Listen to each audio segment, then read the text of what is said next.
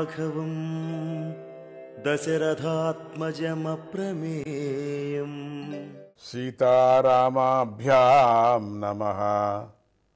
శ్రీరాముడు గౌతమముని కాపురం చక్కదిద్దాడని మనం బాగింతవరకు తెలుసుకున్నాం. తరువాత మిథిలలోకి అడుగుపెట్టాడు. ఇక కథ చూడండి ఎంత బాగుంటుందో. అప్పటికే ఎంతోమంది రాజులు మునులు మిథిలను చేరుకొని ఉన్నారు. మిథిలా నగరం జనులతో నిండిపోయింది. జనకుడికి విశ్వామిత్రుని రాక తెలిసింది. తన పురోహితుడైనటువంటి శతానందుడితో కలిసి వచ్చి ఆ విశ్వామిత్రముని పూజించారు. రామలక్ష్మణుల వివరాలంతా తెలుసుకున్నాడు. వారు శివధనస్సును చూడటానికి వచ్చారని తెలిసి ఆనందించాడు. రాముడు చేసినటువంటి ఘనకార్యమంతా విని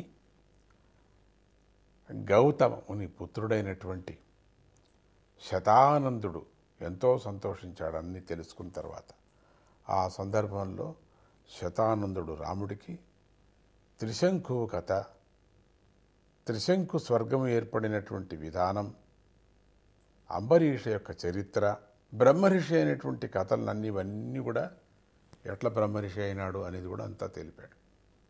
మరునాడు తెల్లవారుజామున జనకుడు విశ్వామిత్రునికి రామలక్ష్మణులు కూడా శివధనస్సు యొక్క వృత్తాంతమంతా చెప్పాడు. రాముడు గనుక ఆ శివధనస్సును ఎక్కుపెడితే సీతనిచ్చి పెళ్లి చేస్తానన్నాడు. విశ్వామిత్రుని వెంటనే సరే ఇప్పుడే ఆ శివధనస్సును చూపించు అన్నాడు. జనకుడు శివధనస్సును యజ్ఞవాటికను తీసుకురావలసింది అక్కడ చెప్పారు. మంత్రులను ఆజ్ఞాపించాడు తీసుకురండి అని.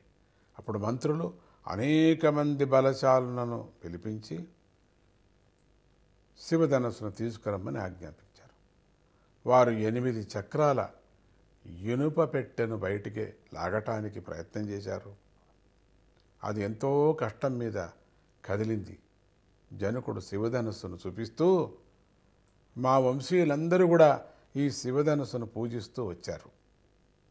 దీనిని దేవతలు, దానవులు, యక్షులు, రాక్షసులు కూడా ఎక్కుపెట్టలేకపోయినారు. దీన్ని వింటిని వంచిన వారు లేరు, వింటిని నారిని కట్టినవారు లేరు అన్నాడు.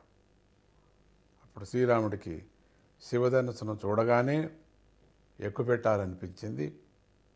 తన మనస్సులోని మాటనే విశ్వామిత్ర మునీంద్రుడికి చెప్పాడు. మునీంద్రుడు జనకుడు చెప్తా మంచిది అని శుభం పలికారు. అప్పుడు శ్రీరాముడు వింటి మధ్య భాగాన్ని పట్టుకొని అవలీలగా పైకెత్తాడండి.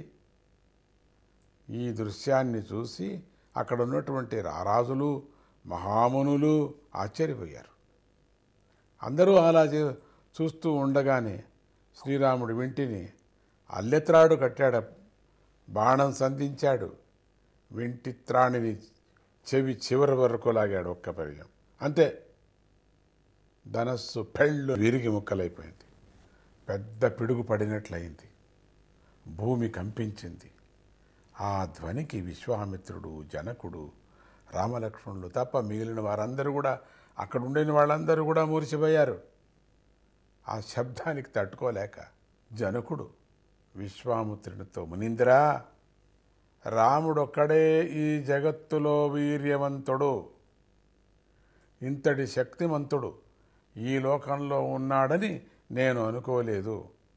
నా కూతురు సీతని ఇతడికిచ్చి నేను పెళ్లి చేస్తాను అన్నాడు. వెంటనే ఈ శుభవార్తను దశరథ మహారాజుకు తెలిపాడు. దశరథుడు బంధుమిత్ర సపరివారంగా మిథిలకు వచ్చేశారు. జనకుడు దశరథుడిని గౌరవించారు.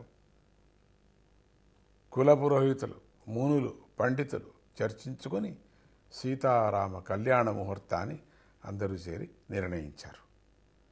ముందుక కళ్యాణ ఘట్టం మనం చూసుకుందాం. సీతారామాభ్యాం నమః.